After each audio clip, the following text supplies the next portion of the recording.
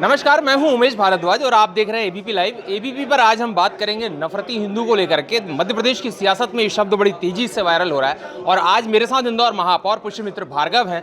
भार्गव जी, क्या कहते हैं, नफरती हिंदू कहां से शब्द आया और क्यों इसका बवाल मचा हुआ है इस पर? कांग्रेस हमेशा से इस देश में तुष्टीकरण की राजनीति करती आई है। कांग्रेस के प्रत्याशी जीतू पटवारी जी ये कहते हैं कि मैं नफरती हिंदू नहीं हूँ, तो उनका कहने का तात्पर्य क्या ये है कि हिंदू नफरती होता है? ये वही कांग्रेस है जिसने इस देश में भगवा आतंकवाद गढ़ने की कोशिश की। ये वही कांग्रेस है जो हमास के समर्थन में कांग्रेस वर्किंग कमेटी में प्रस्ताव करती है। ये वही कांग्रेस है जिनके प्रत्याशी खरगोन दंगों के बाद अभी जब चुनाव प्रचार में उतरते हैं तो कहते हैं कि खरगोन दंगों का मैं हिसाब करूंगा। तो ये हिसाब किससे करना चाहते हैं?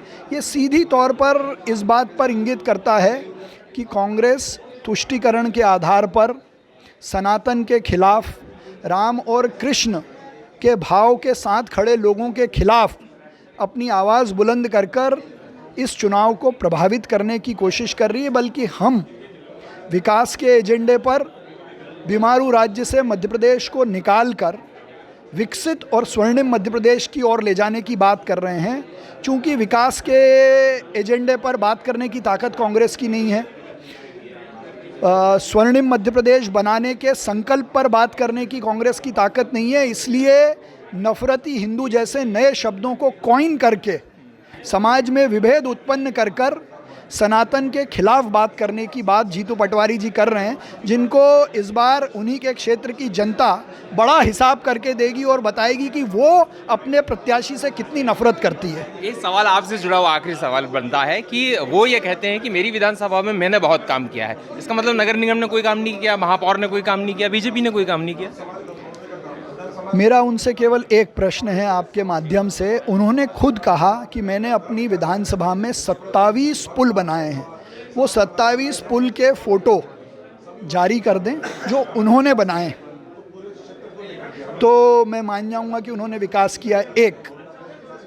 2 बार के वो विधायक हैं, 10 साल की विधायक निधि उनके पास है। वो 10 साल की विधायक निधि का हिसाब जारी करें। हम 10 साल में माननीय मुख्यमंत्री शिवराज सिंह चौहान जी ने राऊ विधानसभा में जो जो विकास किए हैं उसको जारी करते हैं। और मैं बताता हूं, 1 साल में राऊ विधानसभा की 100 से ज़्यादा कॉलोनियों की स्ट्रीट लाइट्स को चलाने का काम हमने शुरू किया।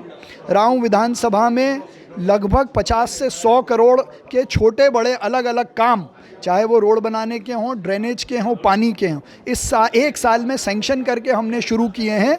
बड़े कई सारे bridges national highway authority of India बना रही है राऊ का।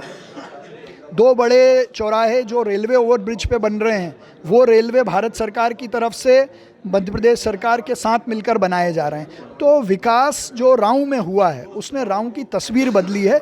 लेकिन उसी भ्रम के आधार पर जीतू पटवारी जी तीसरी बार अपनी पॉलिटिकल एक्टिंग से अपनी पिक्चर को नहीं चला पाएंगे।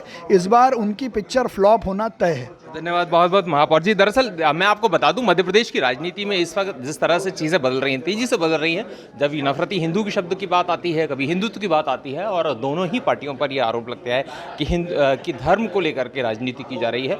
और कहीं ना कहीं अब ये रिजल्ट देखने वाली बात होगी कि जब 3 तारीख को नतीजे आएंगे तो जनता किसके साथ जाने वाली है। नीरज के साथ उमेश भारद्वाज, एबीपी लाइव, इंदौर।